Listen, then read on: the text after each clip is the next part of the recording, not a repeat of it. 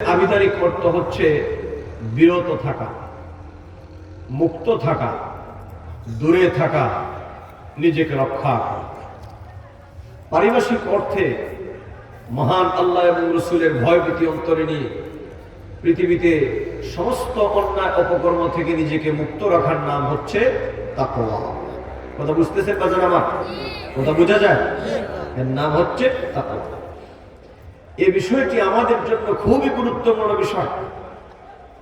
বিশেষ করে আমরা যারা আহলুস সুন্নাত ওয়াল জামাতের অনুসারী, আমরা যারা সুন্নি মুসলমান, কথা বলেন আমরা কি মুসলমান? মাশাআল্লাহ, আমরা আহলুস সুন্নাত ওয়াল জামাতের আকীদা বিশ্বাসী। আমরা আল্লাহ এবং রাসূলের শান মানে আঘাত করি না। আমরা মাযহাবে বিশ্বাস করি, আল্লাহর ওলিদের শান মানে আঘাত করি না। এজন্য আমরা হলাম সুন্নি। আর ইসলামের যত দল আছে, অসংখ্য দলের মধ্যে একমাত্র, শুধুমাত্র, কেবলমাত্র আল্লাহ পাকের দরবারে গ্রান্টেড এবং মনোনীত নাজেহ দল হচ্ছে আহলুস সুন্নাত ওয়াল জামাত, যেটাকে বলা হয় সুন্নি জামাত। আপনারা সেই সুন্নি জামাতে আছেন না নাই? ডান হাত তুলে বলেন আছেন না নাই?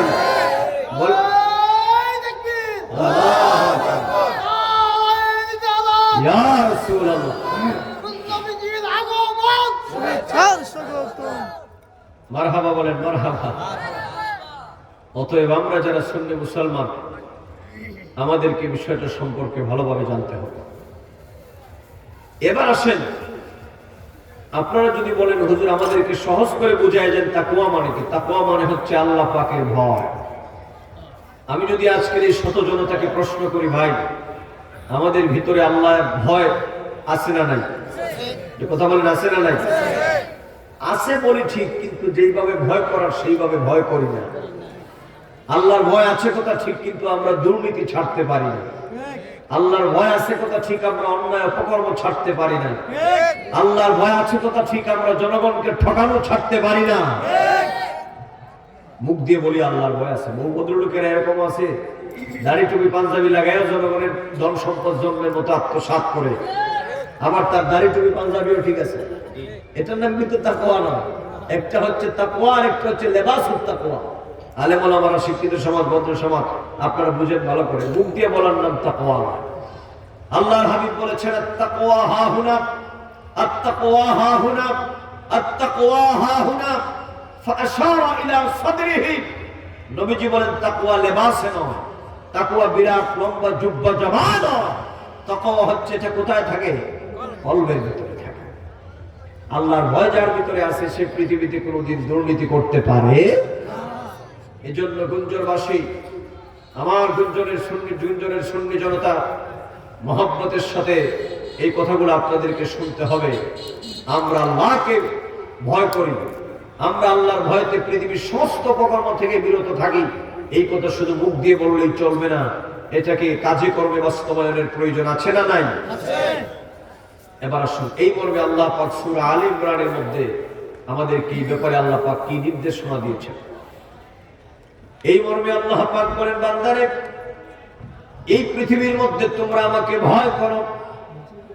আর এই ভয় করাটা শুধু তোমরা বললেই চলবে না, এই ভয়টাকে তোমরা প্রকৃত ভয় যেইভাবে করা দরকার সেইভাবে তোমরা ভয় করা লাগবে। এই মর্মে আল্লাহ পাক বলেন, বান্দা শোনো, ইয়া আইয়ুহাল্লাযীনা আমানু তাকুল্লাহা হাক্কা তুকাতিহি ولا تموتن إلا وأنتم مسلمون। জোরে বলুন আল্লাহু আকবার। আমাদের মাহফিলের সম্মানিত প্রধান মেহমানে আলা,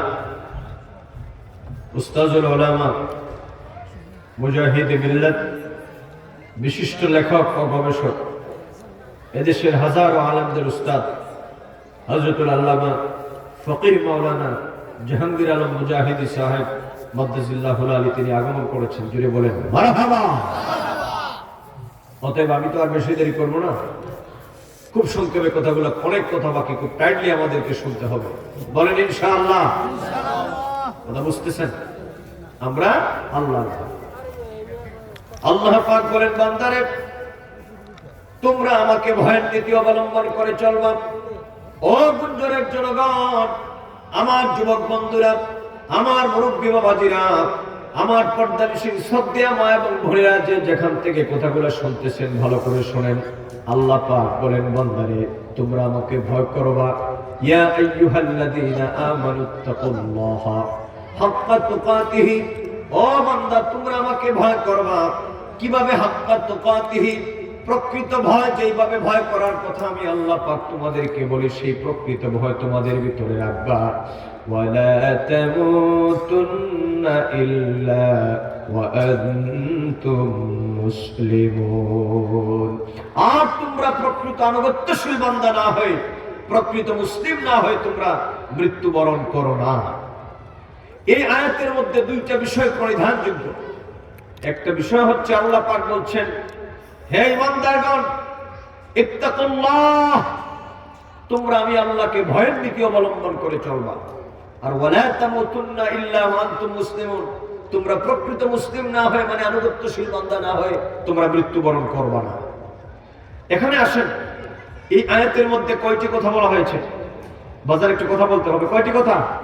ভালো করে বুঝলেন। ওয়াজ মাহফিলে আসলাম, শুধু কিছু কিচ্ছা কাহিনী শুনে গেলাম, সেই ওয়াজের কোনো দাম? আমাদের কোরআন সুন্নাহ শোনার বোঝার দরকার আছে না নাই? আর যেহেতু একটা দরবারের মাহফিল, আপনারা তরিকতপন্থী মানুষ, এই কথাগুলো আমাদের জানা দরকার।